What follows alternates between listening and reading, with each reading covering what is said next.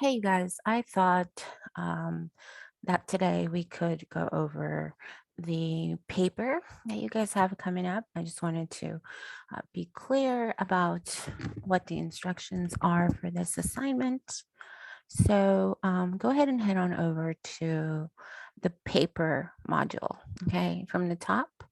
Scroll, past the civics quiz, and then open the paper module. Okay, so you do have some resources here, such as the rubric that we're going to be using to grade this assignment, as well as other resources you can use, on how to cite Interabian, how to write paragraphs, how to do footnotes. But I'll be talking briefly about that today as well. Okay. And before we end, we'll go over the research rubric. Okay. So we've already done the signature assignment, which is great. Um, Now, what we have coming up is paper one. Okay, so paper one is uh, half of your 30, 30% of what this class is worth. This is technically your exam, right?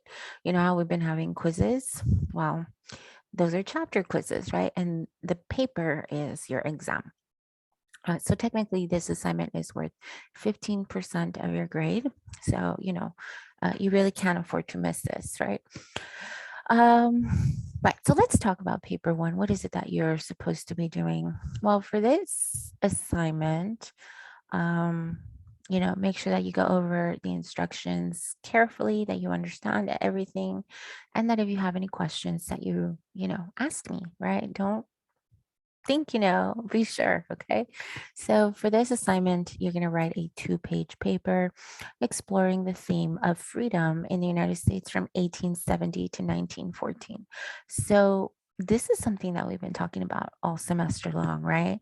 After Reconstruction, all the way up through, um, you know, uh, World War I beginning. Okay. So your paper should analyze what the contested definitions of freedoms were during this time period, at any time during this time period, and who was defining it. Okay. So make sure that you are picking something from 1870 to 1914, and that you give me, examples, and that you analyze it, right? Tell me, what does this mean?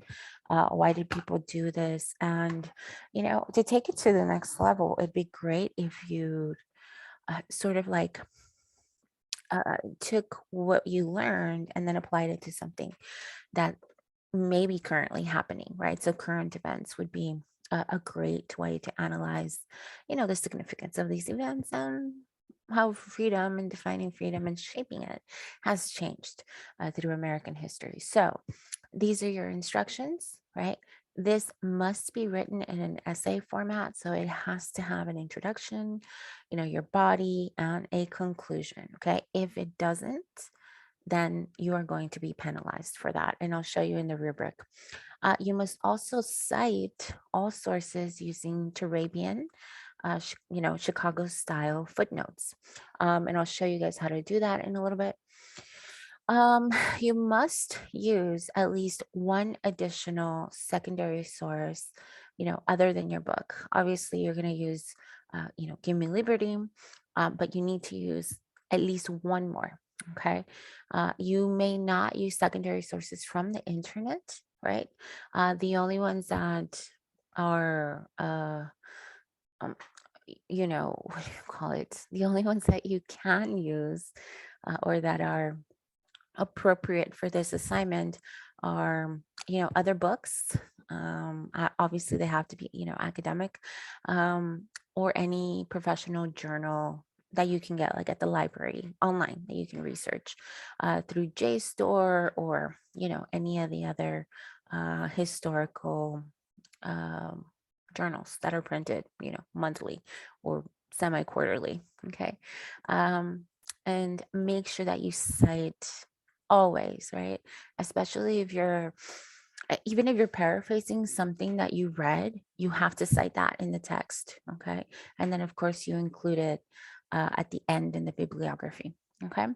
So, in addition to the additional primary resource, you have to use one primary source.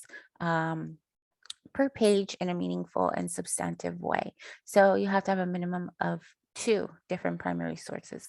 What are primary sources? Well, we've been using tons of them throughout the semester. In fact, we've been using them for every chapter, right? So feel free to use any of those that we've used before or anything that we haven't covered that fits the purpose of arguing your point. um, Primary sources can be, political cartoons, they can be maps, journals, anything like that from a first person's perspective. Yeah. Like the person that saw it, the person that witnessed, the person that experienced it, they're writing about it, or, they're displaying something. It could be a photograph, right? So any of those things to fit what you are arguing in this paper. Okay. So at least two primary sources and at least two secondary sources. Okay. One of them can be your book. All right. So yeah, here's a little video if you need help understanding primary and secondary sources. Remember, primary sources is from a person's perspective. Like they saw it, they witnessed, they were there, or they felt it, right? They experienced it. A secondary source is something like a book. Eric Foner, right? He's a historian. He looks at primary sources and then, writes about what that means. And then we read it so that we're getting it like secondhand information. Does that make sense? Um, so, books would be a great example of that.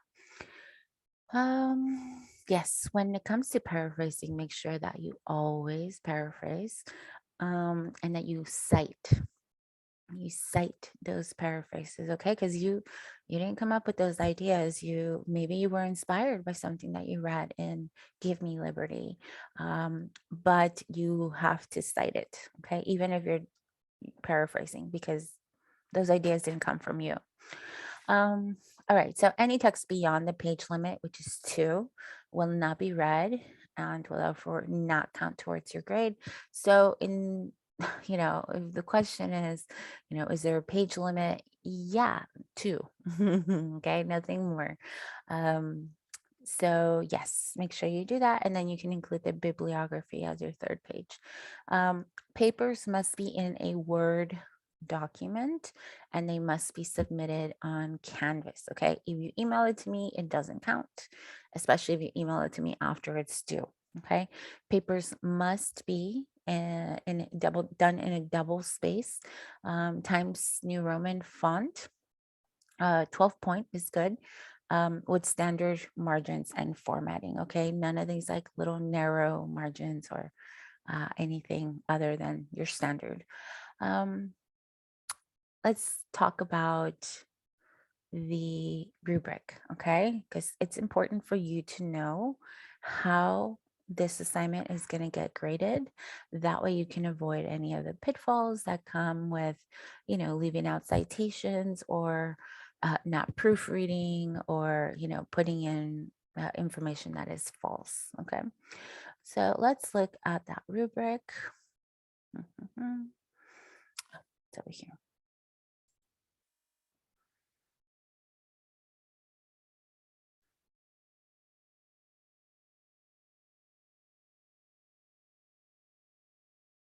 Okay. Here we go. Research paper rubric.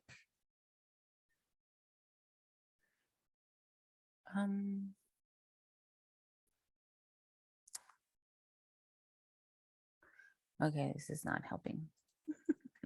Hold on just a second. Oh gosh. Let me show you how this is going to go down, okay? When you have the paper, and let me just go ahead and put the rubric that's attached to this.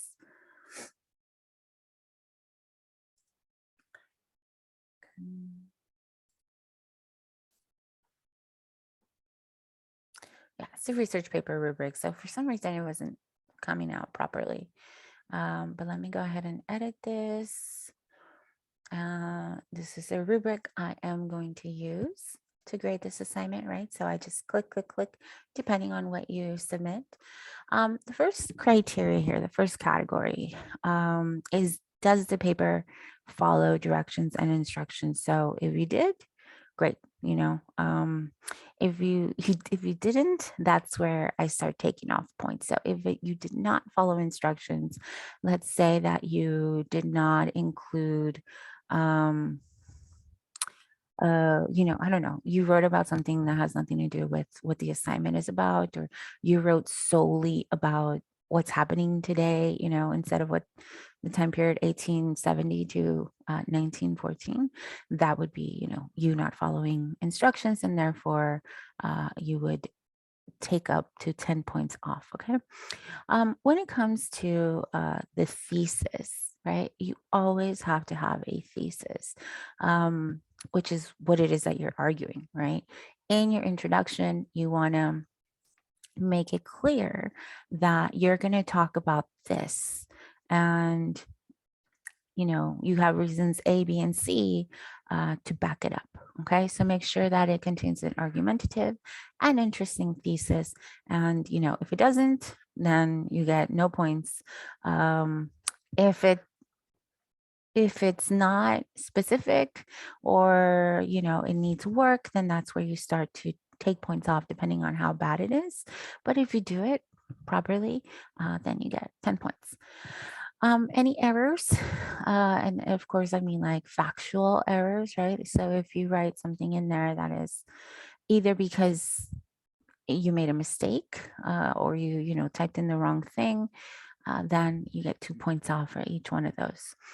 The other category here is a topic. Okay. What is the significance? Is it clearly stated? Oh, excuse me. So yeah, that's 5 points, or 3.5, or 2.5, or 0.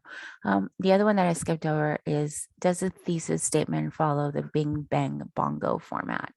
And like I said, that basically just means, are you specific about what it is that you're going to argue about, what it is that you're going to write about? And then you talk about, reasons X, Y, and Z. But in this case, it's Bing Bang Bongo. Okay. So you can find that here in your resources. Let's look at what Bing Bang Bongo means. Okay. So writing a college thesis can be challenging, but if you have a good thesis statement, it can be much easier. So, what is a thesis, right? A thesis is essentially your argument. What it is, you're telling me this is what the paper is about. Okay. It is not descriptive, but rather analytical. Let me explain. So, in the thesis statement, you must include your thesis and at least 3 supporting details that will prove your thesis, right? So, an easy way to remember this is by calling them Bing Bang Bongo. Remember that an essay and thesis statement can have more than just 3 supporting details, but you want to make sure that you have at least 3. So this is, like I said, this thesis statement goes in the introduction, right? In the first paragraph of your essay. Don't put it in the second one. Okay. Sometimes people do that. They'll start writing, and that first paragraph, it's like you getting warmed up to write. And then it's like, okay, the second paragraph is like, oh, here's the real introduction. Here's the thesis statement. So don't do that. You can obviously do that if it's your first draft or whatever, but I'd encourage you to go back and make sure that it's in the first paragraph. Once you have a thesis statement, how do I write my essay? So follow your outline. This technique will work in any class and is sure to raise those essay scores, right? This is something that I've been telling you guys. The essays are really easy, in my opinion, because they're structured, right? As long as you have these elements, and as long as you're providing evidence and you're citing your sources and they're academic, reliable sources, then you got everything there. So in the first paragraph, thesis, right? You're going to argue this because of bing, bang, bongo. Okay. A, B, C, right? Or X, Y, Z, whatever. In the second paragraph, you're going to talk about Bing, right? Bing led to my thesis. Bing was this. Bing happened because of that. And Bing is significant or important because it leads to my thesis, which is the so what. Like, why is this important? Okay. Make sure that you put that in every paragraph. And then, like I said, if you have all those things in there, great, you get your points. And you always want to, when it comes to like analysis and stuff like that, take it to the next level. Don't leave it so basic where it's like, okay, well, it means season, and here's a reason why, right? But tell me, what does it mean, right? In your own words. How are you um what are you doing with this information, and how does it relate maybe to other um current events, or maybe other, historical events? Again, this is your opportunity to really showcase what you know, based on how you argue. Okay, so how well you argue. You're going to repeat the steps for bang and bongo. Okay, paragraph 3 and paragraph 4, and then lastly your conclusion, right, where you're just restating your thesis but in a different way. Okay, different words, right? Don't just repeat what your thesis statement is. Tell me what it is and sum up your argument, summarize it, right? um no new information. This is very important. No new information goes in the conclusion. So the conclusion is just you wrapping it up. This is what we talked about. These are the reasons why, and that's it, right? So yeah, one of the categories, like I said, is Bing Bang Bongo. And I'm gonna look to see that in that thesis statement, you have your thesis and then the reasons Bing, Bang, and Bongo. Okay. Um, we already talked about the significance, arguments, right? How well do you argue your paper, right? They have to be logical, supported by specific facts, analysis, examples, and discussion. So, that is worth 30 points. I think that's the biggest category right there. And so if you're really lacking in that area, you're going to get 10 out of 30. If you do a little bit better, 20. And then, if you are, like I said, taking it to the next level where you're telling me why this is important and you're giving me the reasons why, with examples and citations, then you're doing a great job and you're going to get all the points. Primary sources is another one of the categories I'm going to be using to grade the paper. Does this paper have a minimum of 3 primary sources in a meaningful way? So it should be 2, right? Because that's what I said.